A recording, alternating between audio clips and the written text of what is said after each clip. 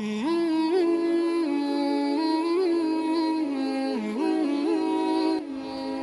عجیب و غریب قربانیاں آپ کو ملیں گی۔ جنگ احد میں ایک صحابی ہیں حضرت وہب ابن قابوس رضی اللہ تعالیٰ عنہ، وہب ابن قابوس رضی اللہ تعالیٰ عنہ مدینے سے باہر رہنے والے، بکریاں چرانے والے، مدینے کو کبھی کبھی آ جاتے تھے بکریاں چراتے چراتے، رسول اللہ صلی اللہ علیہ وسلم کا دیدار کر کے چلے جاتے تھے۔ ایک مرتبہ آئے مدینے میں جنگ احد کے موقع پر، مدینے میں گئے تو پتہ چلا کہ رسول اللہ صلی اللہ علیہ وسلم نہیں ہیں۔ پوچھا کہاں ہیں؟ کہا کہ جنگ احد میں جنگ ہو رہی ہے، مدینے کے باہر وہاں پر گئے ہوئے چرواہے ہیں۔ فوراً گئے۔ ایسے عجیب و غریب حالات صحابہ اکرام کے پڑھنے کی ضرورت ہے میرے بھائیوں، ایک ایک صحابی کے ایک ایک واقعے کو پڑھنے کی ضرورت ہے، خدا کی قسم ایمان تازہ ہو جاتا ہے۔ پڑھیں ان صحابہ اکرام کے واقعات کو، سنیں ان صحابہ اکرام کے واقعات کو۔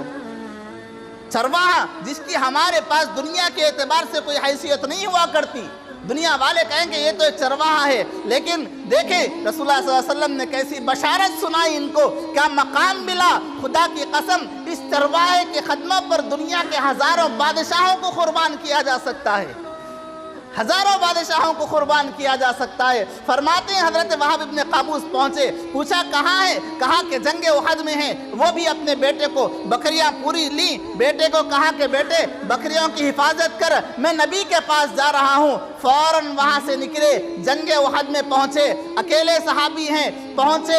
ایک طرف رسول اللہ صلی اللہ علیہ وسلم چٹان پر کھڑے ہوئے ہیں، جیسا کہ گزشتہ جمعہ میں نے عرض کیا کہ رسول اللہ صلی اللہ علیہ وسلم پر حملہ کرنے کے واسطے جماعت 10 ساتھی 15 لوگ جمع ہو کر رسول اللہ صلی اللہ علیہ وسلم پر حملہ کرنے کے واسطے آ رہے تھے۔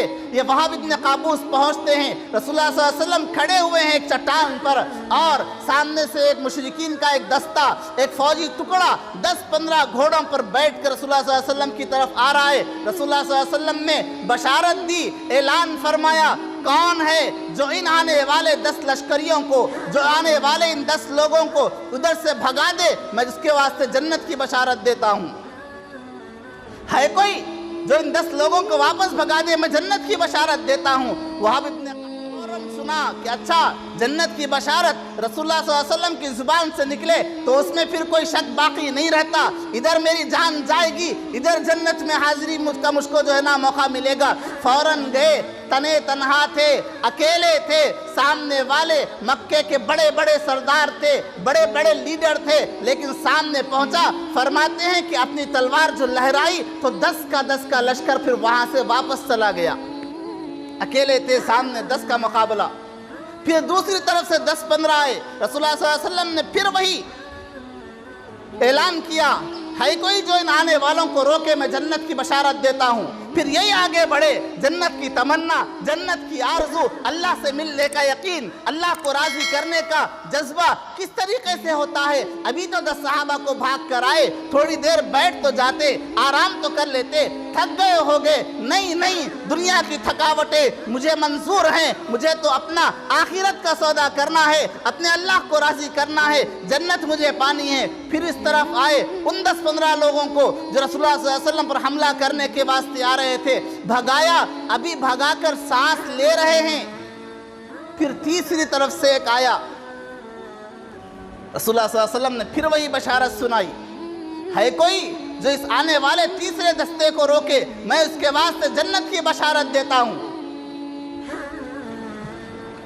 سنا حضرت وہب ابن قابوس نے، دنیا کا کوئی اور عالم ہوتا، کوئی اور آدمی ہوتا تو کہتا کہ ایک مرتبہ جب بشارت مل گئی ہے، اب تو میری نمازیں معاف، اب تو روزے معاف، اب مجھے کیا ضرورت۔ لیکن وہ نبی کے حکم پر جانے دینے والے تھے، بشارتیں تو 2 مرتبہ مل چکی تھی جنت کی، اب اگر یہ آگے نہ بڑھتے تب بھی جنتی تھے، لیکن نہیں، اسلام پر مر مٹنے کا جذبہ، رسول اللہ صلی اللہ علیہ وسلم کی باتوں پر مر مٹنے کا جذبہ ایسا عظیم الشان جذبہ تھا۔ فوراً پھر تیسرے دستے کو روکنے کے واسطے آئے، تیسرے دستے کو بھی وہاں سے بھگا دیا۔ رسول اللہ صلی اللہ علیہ وسلم دیکھ رہے ہیں اپنے اس غلام کو، اس چرواہے کو، اس غریب صحابی کو اپنے پاس بلایا اور ہاتھ پکڑ کر ہاتھ اٹھایا اور اٹھا کر فرمایا، اے لوگوں تم گواہ رہو، اے لوگوں تم گواہ رہو، میں اس بات کی گواہی دیتا ہوں کہ میں محمد رسول اللہ اس بات کی گواہی دیتا ہوں کل قیامت میں یہ میرا ساتھی بن کر جنت میں جائے گا۔ معمولی جنت نہیں، جنت میں میرا ساتھی ہوگا، میرے گھر کے بازو میں اس کا گھر ہوگا۔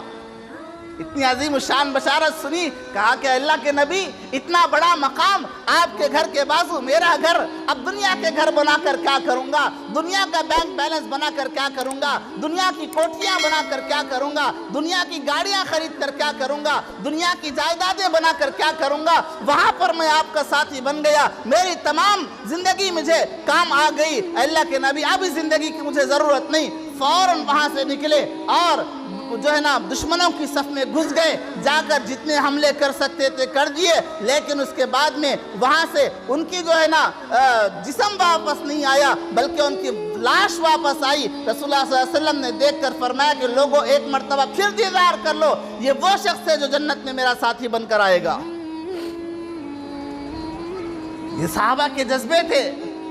اس کے بعد میں جب ان کے انتقال کے بعد نماز جنازہ ہوئی، اس کے بعد دفن کا موقع آیا، دوسرے صحابہ اکرام کو دوسرے صحابہ دوسرے ساتھی اپنے ہاتھ میں لے کر قبر میں اتار رہے، لیکن وہب ابن قابوس قربان جائیں ان کی قسمت پر، قربان جائیں ان کی تقدیر پر، جب ان کو دفن کرنے کا موقع آیا، ابو بکر بھی موجود، عمر بھی موجود، عثمان بھی موجود، علی بھی موجود، رضوان اللہ تعالیٰ علیہم اجمعین، ہر ایک چاہتا ہے کہ یہ وہ شخص کی لاش ہے جو رسول اللہ صلی اللہ علیہ وسلم کا جنت میں ساتھی بنے گا، جس کا گھر رسول اللہ صلی اللہ علیہ وسلم کے گھر کے بازو ہوگا۔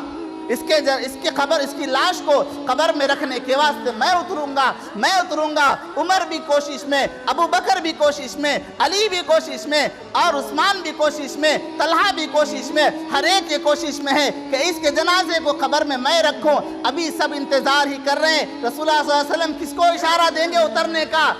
آسمان نے وہ خوبصورت نظارہ دیکھا، رسول اللہ صلی اللہ علیہ وسلم نے صحابہ کو پیچھے ہٹایا اور ہٹا کر کہا کہ اس نے میرے ایک وعدے پر اپنی جان کو قربان کیا ہے، آج اس کے جنازے کو اتارنے کے واسطے میں خود قبر میں اتروں گا۔ یہ وہ خوش نصیب صحابی ہیں جن کو قبر میں اتارنے کے واسطے رسول اللہ صلی اللہ علیہ وسلم اترے، اپنے ہاتھوں میں لے کر قبر میں اتارا۔